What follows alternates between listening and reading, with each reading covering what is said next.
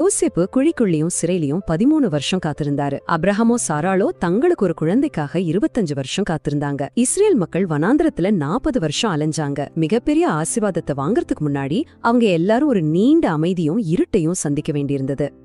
ஆனா அப்படி காத்திருக்கிறது ரொம்ப கஷ்டம் தானே. சாராளுக்கு அந்த பொறுமை இல்ல. அவசரப்பட்டு ஆகார் மூலமா ஒரு தவறான திட்டத்தை உருவாக்குனாங்க.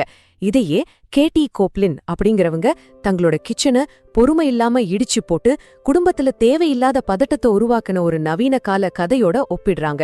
நாமும் இப்படிதான் கடவுளுக்காக காத்திருக்காம நாமளே ஒரு பிளான் போடும்போது வாழ்க்கைய நாமே உடைச்சிடுறோம். தயாரிப்பு காலம். இப்போ ஒரு முக்கியமான விஷயத்துக்கு வருவோம். இந்த இருட்டு, இந்த அமைதி, இதெல்லாம் உன்னை அழிக்கிறதுக்கு இல்ல. இது உனக்கான ஒரு தயாரிப்பு காலம்.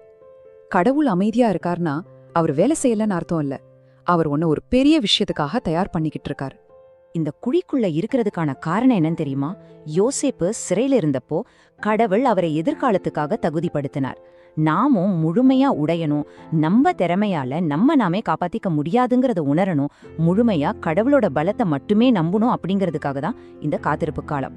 நம்ம இருதயத்தில் இருக்கிற சிறையை உடைக்க எந்த மனுஷனாலையும் முடியாது. இந்த எண்களை கொஞ்சம் பாருங்க. 11 நாள் பயணம் 40 வருஷமா மாறுச்சு. டி ஆஸ்டின் ஸ்பார்க்ஸ் இதை ரொம்ப அழகா விளக்குறார். இஸ்ரவேல் மக்கள் வெறும் 11 நாள்ல போய் சேர வேண்டிய இடத்துக்கு 40 வருஷம் ஆச்சு. ஏன்னா அவங்களோட பழைய சுபாவத்துக்கும் கடவுளோட சுபாவத்துக்கும் இடையில் இருந்த பெரிய வித்தியாசத்தை அவங்க கத்துக்க வேண்டியிருந்தது. கடவுள் ஆசீர்வாதத்தை கொடுக்கறதுக்கு முன்னாடி மனுஷனை மாற்றுவார். அமைதியாக இரு. சரி, அப்போ இந்த நேரத்துல நான் என்னதான் பண்றது? எப்படி காத்திருக்கிறது? இருட்டு விலகி மெதுவா